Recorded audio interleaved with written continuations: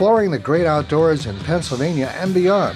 Brought to you by the Mariana Outdoorsmen Association and by Wild Acres Farm, Fishery, and Regulated Hunting Grounds. Now, the great outdoors with Jason White. Hello, friends. I'm Jason White. Welcome to the Great Outdoors. It's a pleasure to be with you today. We have a cool day here in southwestern Pennsylvania. Before I jump into the show, I want to give a special thanks to our sponsors, the Mariana Outdoorsmen Association. You can join the MOA today at marianaoutdoors.com, marianaoutdoors.com. You get the remainder of this year membership for free if you purchase a 2026 membership, so that's a heck of a deal. Over 2.5 miles of private trout fishing, trophy trout fishing, stocked monthly, October through May. 1,000-yard rifle range, upland bird hunting, and much, much more. marianaoutdoors.com. 10 Mile Creek Outfitters, which manages and operates Wild Acres Farm, Fishery, and Regulated Hunting Grounds. If you're interested in booking a free-ranging whitetail deer hunt, turkey hunt, or this fall and winter, if you're interested in an upland bird hunt, pheasant, quail, chucker, guided hunt, we do field hunts, we have continental hunts. If you're interested in doing a fundraiser for an organization or for a good cause, continental hunts are a fantastic way actually to raise money. 724-579-0924. Website is 10mile, TENMILECO.org. Also now have event venue available for wedding space, corporate events, parties, birthdays, reunions, so on and so forth. Lodging is available. Our lodge can hold up to 15 people, heads on a bed. So yeah, check us out, 724-579-0924, 10mileco.org. And special thanks to Washington County Tourism and Promotion Agency. Please visit Washington County, Pennsylvania. I wanted to give a special thanks to the Fayette County Farm Bureau. Had our annual meeting and dinner last night. I thought it was very well attended. Special thanks to Daryl Becker, the Fayette County Farm Bureau president, along with our board. I actually speak highly as I've been going around the state. Fayette County is actually a unique county in a good way. A lot of the board is actually what I would classify as younger people, 20s, 30s, 40s. And that's a positive thing. That's a really good thing. Daryl is, I would say, kind of like the rudder of the ship. And it's really a blessing and nice to see younger people being engaged and involved. So tip of the cap to the entire Fayette County Farm Bureau board. Those wanting to get involved, please just remember, you're never too young to get involved in a Farm Bureau. There's a lot to be offered, a lot to achieve, a lot of change that you can help influence.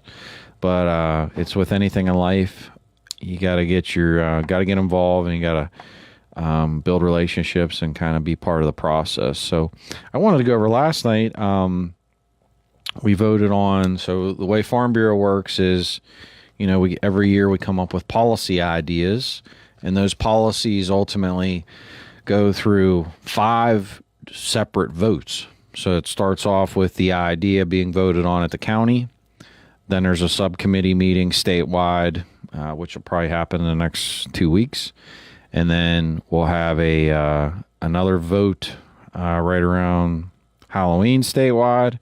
And then we'll have our annual convention where there'll be 2 more votes. So basically, when a policy idea comes into fruition for Farm Bureau, for it to be something that the Farm Bureau as a collective whole will support, it has to first start at the county and then go through this process of being vetted and voted on 5 separate times. So I kind of wanted to go and kind of share to you today what that process looks like, what we just passed within Fayette County.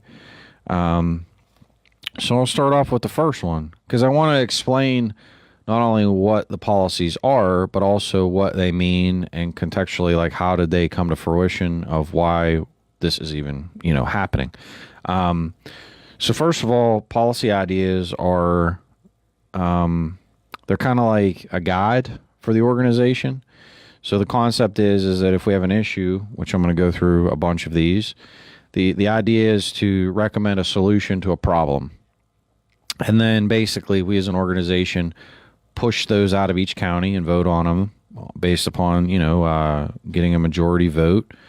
And then they go on up the chain. If the organization accepts it as a whole, then there's numerous processes that can happen. It can be that we seek out legislators to potentially pass some legislation. It could be conversations with different agencies to get regulations amended. It could be something that's on the books and maybe somebody out of the blue that we didn't even know was going to do it goes to propose some legislation, and basically our policy book gives us kind of a firm stance of, should we support or go against a particular piece of legislation. So that's something that's very important about all of this. The first one we voted on last night was we recommend that PA grant programs under Growing Greener, which is DCNR, Act 13, CFA, and LSA DCD be amended to include agricultural projects. Examples: economic development, conservation, environmental stewardship. Why is this important? So this came about because there's a lot of grant programs, and so when we sit and go to different meetings and come to find out that, how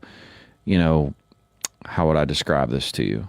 An example would be riparian buffer zones. So say you have a farm that has stream bank stabilization needs, and it's clearly an opportunity for maybe sediment removal. That's another key one. There's parts of the state where sediment has built up in stream beds running through farms, and it's actually created a safety issue. I had a particular story up in Potter Tioga region where some farmers dealt with such treacherous sediment buildup that when they had a flooding event, it actually crested out into their fields and carried away 17 cows, tragically killing them. So the concept here is that to expand the purview of some of these programs that exist right now, example, Act 13. Act 13 is already the revenue generated from oil and gas wells under riparian buffer zones right now. So it only makes common sense that this conversation we're having right now, whether that be environmental stewardship, whether that be conservation programs, whether that be some sediment gravel bar removal, so on and so forth, removing trees or debris from streams, like, you get what I'm saying. So just kind of amending bringing up the conversation that there's taxation taking place right now, but it's not going back into initiatives benefiting those properties that are being impacted. So that's one. Now that doesn't, like, in these particular examples, these are not necessarily legislative changes. These are regulation or rule changes. So these different agencies that oversee these programs can amend the rules to basically to conform better to what we're recommending. Number 2, we recommend that the PADEP maintain all permitting applications, processes, and operating systems with current updated technological and industrial standards. Simply saying that we currently run on the 1994 circa timeframe DOS system, which is extremely outdated. It's very archaic. It is also, how would I describe it to you? It is not modernized that it can properly incorporate different apps or mapping systems or technologies as a whole. So extremely archaic. So basically what we are recommending is that DEP updates their permitting programs every 3 years. It's already under state law. So with that being said, making sure the technology is with the times is critical. Right now we're using technology from 1994, which to me is like, basically, it makes me think of dial-up with the internet. So, we got to really acknowledge our problems and our opportunities here. So that breaks down that one. Number 3, we recommend that during the DEP Chapter 105 permitting 3-year program review, agricultural representatives be directly involved with input, changes, and updates to ensure quality control and hands-on approach. Again, this is another one of those does not require a legislative change. This is something that the DEP has full discretion today. It's no different than them being able to update their system. This is just simply their process of how they review permits, permitting processes, procedures. The way they're doing it right now, they're basically just accepting public comment. Public comment is not the answer. Is it part of the process? Yes, it should be. But you need actual working groups, subcommittee groups, in my opinion, region to region, that can give you sincere feedback, that can talk through a problem and implement an actual solution so you can work through it to actually get it. You just give some liaison a piece of paper to read at a meeting.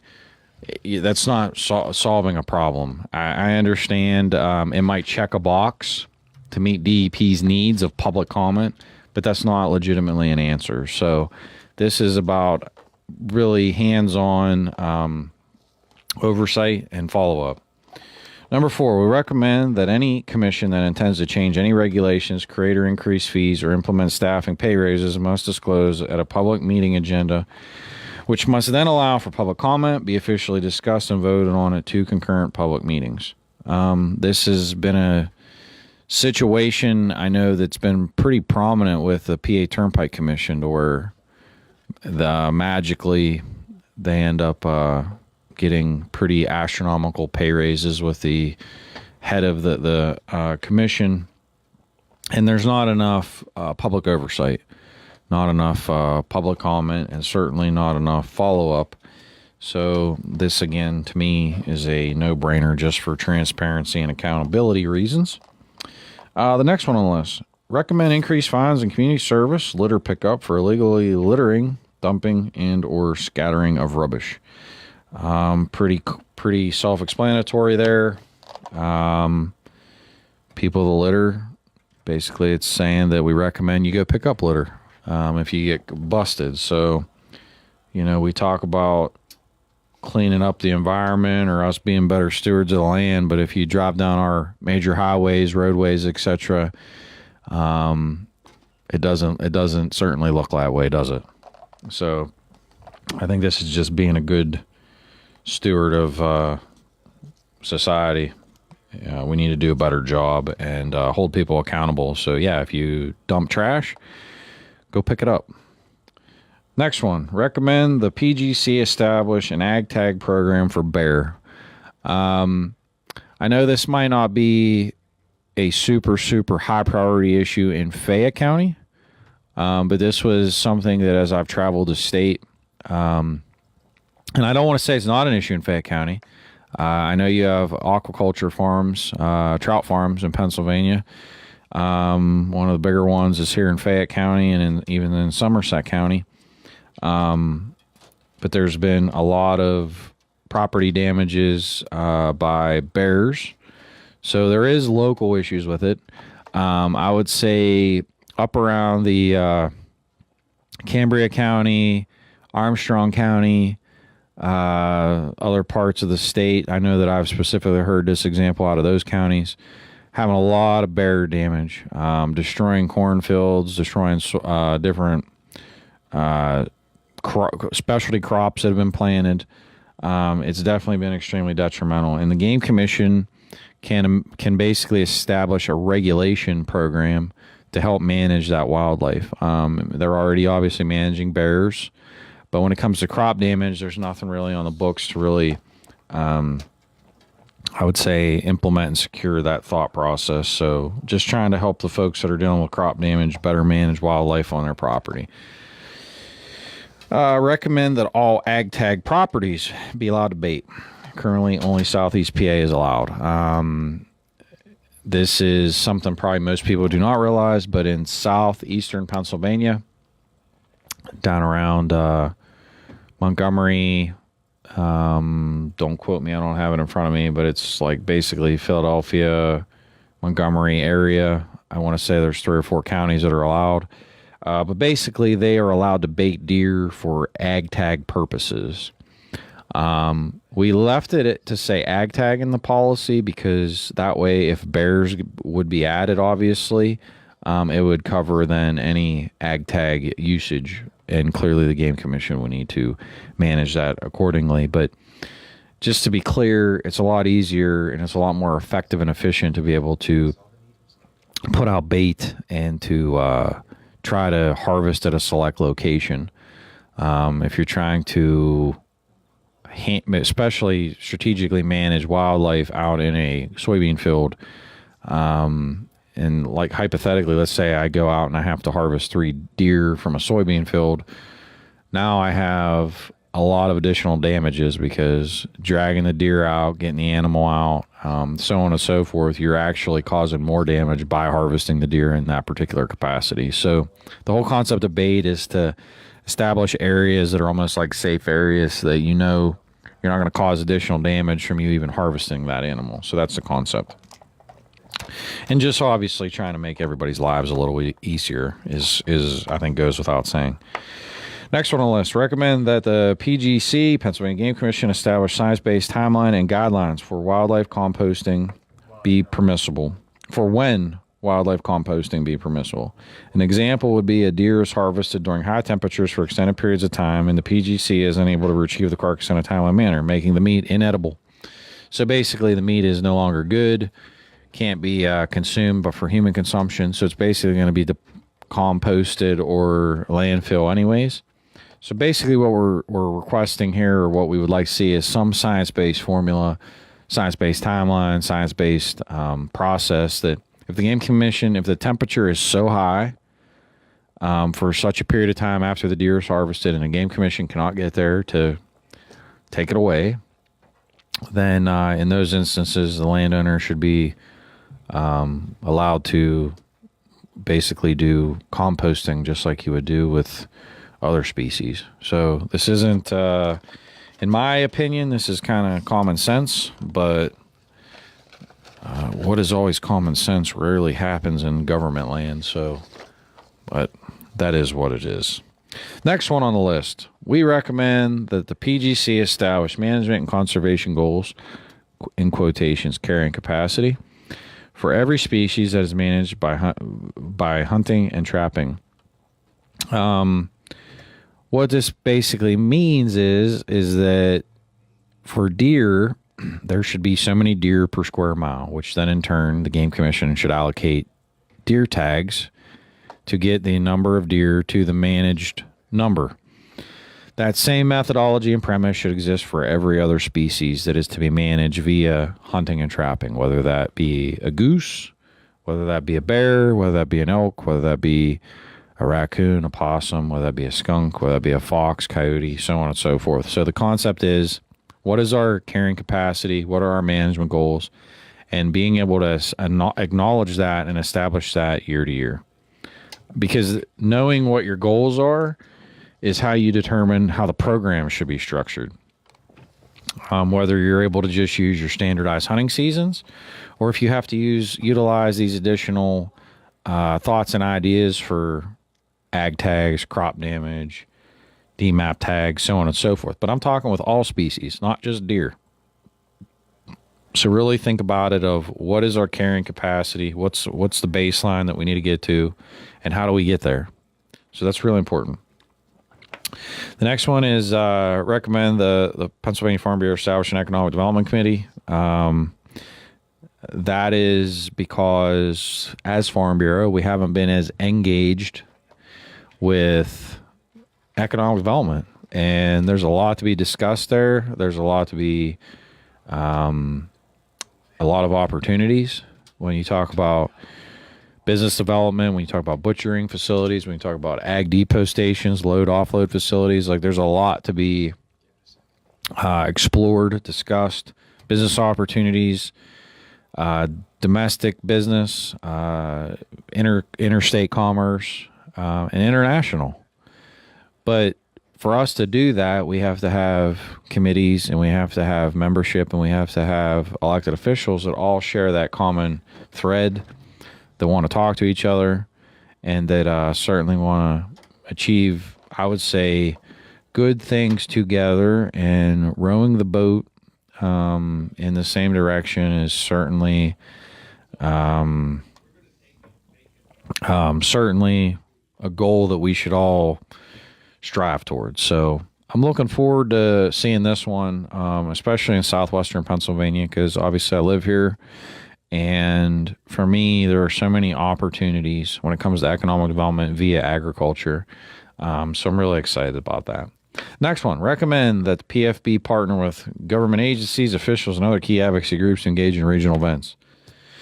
Sounds kind of self-explanatory, but our goal is we've done a really good job in Fayette County.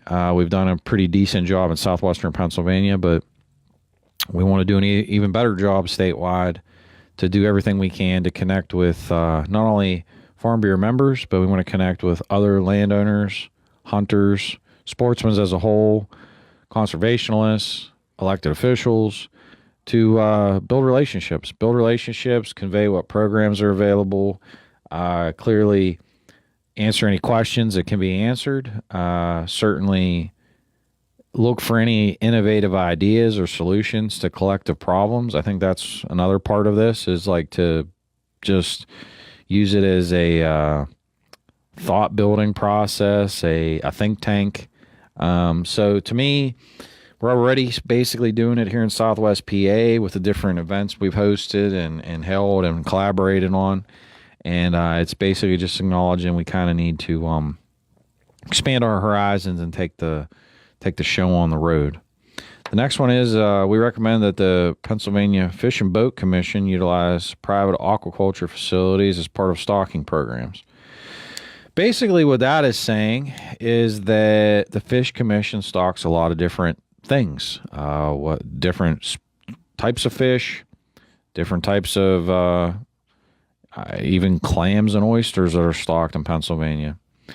The concept is just simply that there should be a bidding process that private fish farms or aquaculture facilities as a whole could potentially bid on some of those purchase orders or the requisitions, however you want to reference it. So it's about the government not having full control, that you're buying things from the private sector, in essence. So I think this is a good thing.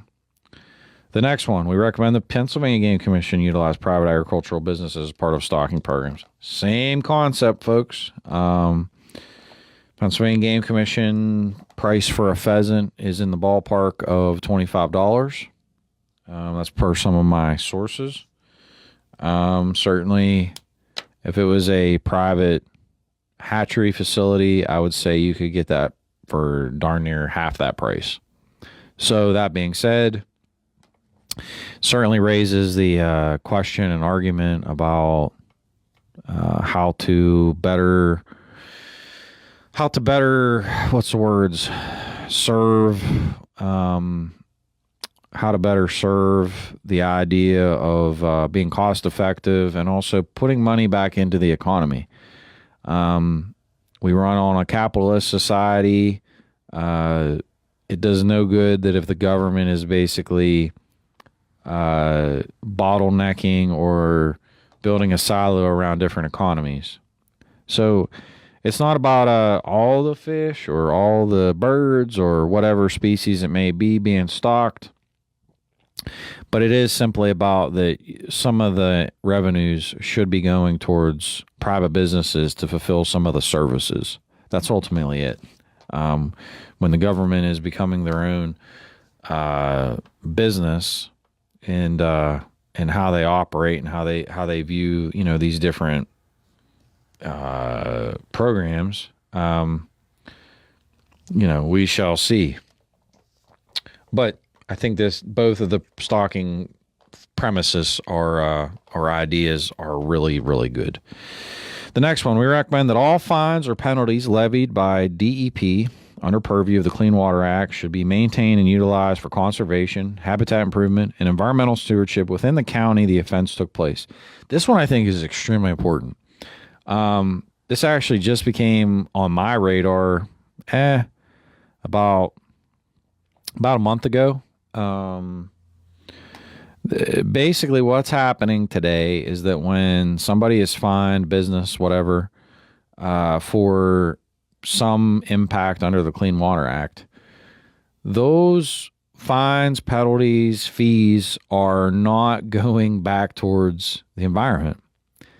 They are currently going towards paying of staff. I want to reiterate what I just said. If somebody impacts the environment in some way, and there are penalties, fines, fees, collected by the DEP, that money is not going back into the environment. It is going into staff. That, to me, is one of the greatest sins I've ever heard come out of the mouth of the government. It's absolutely mind-boggling to me, because how in the world is that in anybody's best interest? That is insane to me, because the permitting process continues to be a nightmare. It continues to take months, 6 months. Region to region, we don't permit the same. I could go on for days talking about the nightmares of permitting in Pennsylvania. But then to find out on the back end, when somebody pays a fine or a penalty and it's not being invested back into the environment, what are we doing? Like, are you kidding me? And how this became an issue, one of my good friends down in Delaware County, they stock trout, and they had a fish kill on a stream. And it was from a water company put too much chlorine out into the water and basically had a and we were at a meeting, and I said, hey, you need to ask this question. Find out what's going to be done. What's the remediation plan? What's the impact? Obviously, you guys have raised all this money and stocked fish for the public. What's going to happen? And literally, we asked in a meeting with 20 people in a room, and that was the answer. That was I was blown away. I was blown away. I was like, you gotta be kidding me. But no, they were extremely serious. And to me, that is startling. The fact that we're going to preach about the environment and conservation and global warming and all this stuff, and here you're pocketing the money. Like, you got to be freaking kidding me. So to me, on a personal note, put your money where your mouth is. If you're going to fine people for impacting the environment, and they did something legitimately wrong, okay, but put it back in the environment. Do something good with it. Don't just pay staff. Are you kidding me? How is that helping anybody? It's not helping anybody except some bureaucrats to have a job. That's ridiculous. Fix the permitting process in the first place. You don't need all these people reviewing all these permits. That's part of the problem right out of the gate. You got 10 people looking at a permit that probably 9.5 of them don't know what they're looking at in the first place.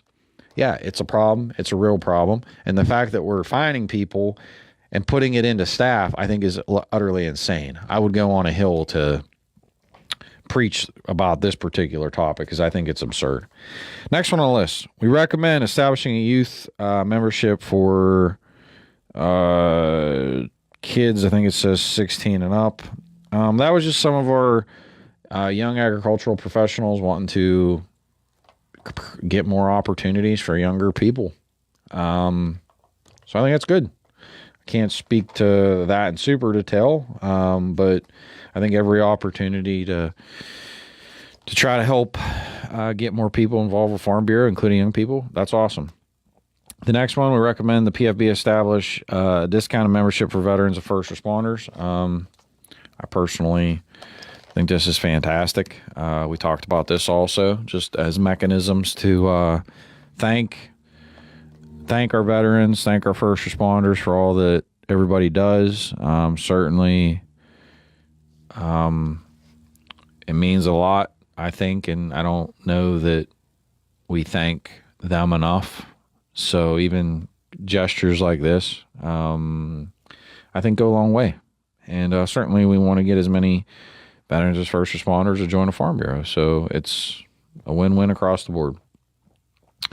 So those were the state policies. that we passed out of Fayette County that will go on up the food chain. And now I have a couple federal ones. So this next one says, we recommend that all endangered wildlife species be delegated management to the Pennsylvania Game Commission. Basically, there are species that exist that are not endangered, but the federal government has labeled them protected, which is a problem. So, for example, a duck species, different types of waterfowl, geese, doves, they've been labeled by the government as game birds. They're not endangered, right? So they're just labeled as game birds. Red-tailed hawks, same premise, are not endangered, but they're listed as protected. Just because they arbitrarily have a protection, they're not listed as a game bird. Why do I say this? I bring this up because when we talk about managing wildlife, the Game Commission is the wildlife management agency. And if something is not a federally endangered, I can assure you, you do not want you do not want the U.S. Fish and Wildlife Service managing it. They are so disconnected from boots on the ground. They are so disconnected from what's going on. I could not advocate enough to the fact you do not want U.S. Fish and Wildlife Service involved with wildlife management if it is not an endangered species. It's not a good situation. No follow-up, no accountability. Getting a return email or a phone call is next to impossible with those people. This is about making things easier, streamlined. The one thing I've always learned is the closer you can have government to you, the more connected you can be to government. And get questions answered, be accountable, have good oversight. U.S. Fish and Wildlife is probably one of the most disconnected agencies I've ever been involved with. Like I was saying, to get an email response is like next to impossible. Phone calls, like it is literally, it's government gone wrong is the best description I can give. So whatever mechanisms we can give for the Game Commission to better manage wildlife, I highly recommend it on a personal note. And certainly this is a policy I hope that will pass Pennsylvania Farm Bureau as a whole. The next one, recommend that U.S. Fish and Wildlife Service establish management and conservation goals for all forms of managed wildlife. Basically what this means is that we came to find out that the black vulture, which has become a very damaging species. Why has it become such a damaging species? Well, number one, they've been protected by U.S. Fish and Wildlife and by whatever activist organizations want to protect them for whatever reasons, I have no idea. But they've not been able to be managed. Well, now we've gotten to a point where with the protections that there have been, now mind you, they're not endangered. They're just labeled as protected. So again, in the prior policy, when I was acknowledging the fact that, hey, certain species are labeled as game and certain are labeled as protected, that's an arbitrary decision. That wasn't necessarily something that was based on science or, for that matter, fact. It was more of an opinion or a view of, oh, this one should be listed or this one shouldn't be. So let's start there. But how I referenced earlier about the need for management goals within the state when it comes to different species, this is the same conversation. So what is the carrying capacity? Where do we need to get to? So even when you look at like the black vultures, they haven't been managed. They really don't have anything that's going to kill them. So the fact that society has basically created a better food source. So think about it. Along all the roadways, all the dead animals from getting hit by cars, because instead of us trapping like we used to trap and manage deer like we used to manage, we now have, and people would harvest those animals, trap those animals, and we would consume them, dispose of them in a proper mechanism. Now we've gotten out of balance. There's more animals than ever before. So you see a lot of roadkill, highways, side roads, so on and so forth. Tremendous food sources for these birds. In addition, you have perches like never before. Power lines, power poles, water towers, you name it. Oil and gas rigs, just places that these animals have as perch spots to be elevated, away from any predators. So it's kind of a really good, how would I describe it? It was kind of like the perfect ingredients for us to get out of balance. Again, not trapping what we need to trap, not managing the wildlife we need to manage. And basically, these animals have unnatural now perches, places to roost, so on and so forth, across the country and across other countries. And food sources that they would have otherwise not had in the past. So roadkill has become a major source. So then what happens? Well, then guess what? Unnaturally, you get too many of them. If there's then not enough roadkill, guess what happens next? Next thing you know, they're hovering over a farm where there's baby calves, baby sheep, and the horror stories then begin, where they're pecking the eyeballs out of newborn calves, eating them while they're alive. Very real, a little graphic, but an extremely real example.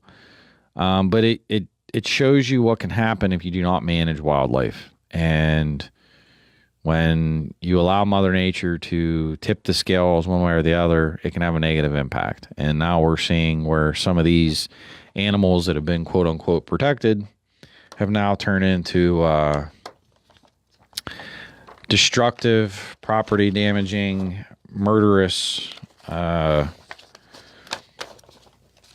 species that are now, I would say, leaving a negative impact and a negative imprint on society. So the whole concept of this policy is for us to establish management numbers, management goals, and obviously at that juncture, whatever regulations or policies or rules that are put into place to manage them, that's obviously at the discretion of U.S. Fish and Wildlife Service. And then obviously whatever's delegated down to the Game Commission as well.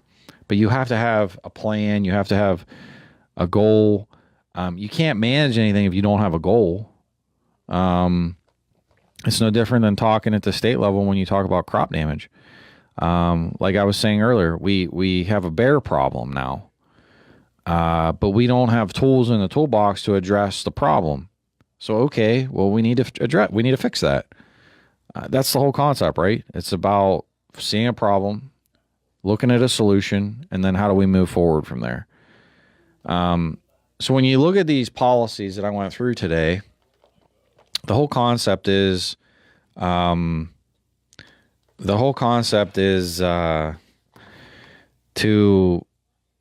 take in a problem, think about it, and figure out what's a pretty good solution. Now, I do want to acknowledge too, when you do these policies through the Farm Bureau, we try to make them as pointed, but also as vague as possible. So you want to get your point across, but you don't want to put yourself in a box to where you can't have some wiggle room, if that makes sense. Because if you're too precise, it puts us in a bad position with Farm Bureau, because then we really can't deviate at all, or rather have a little bit of flexibility, if that makes sense.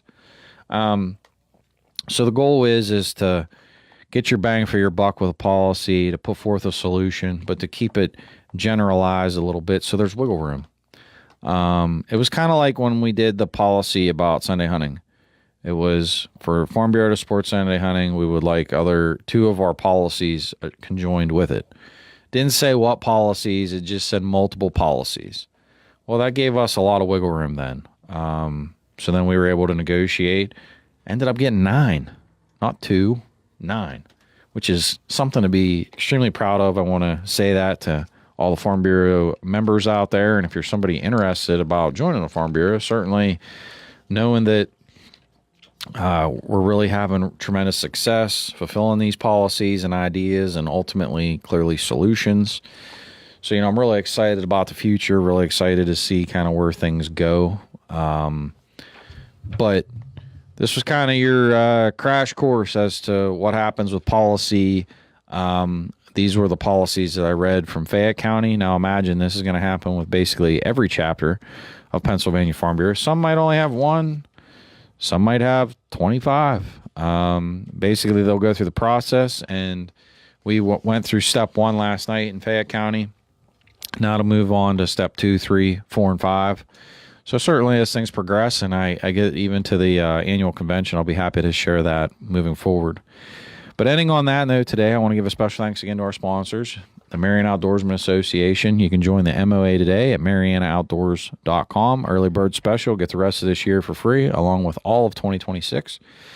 Wild Acres Farm Fishery and Regulated Hunting Grounds. Book your upland bird hunt today. Trophy trout fishing trip, 10mileco.org.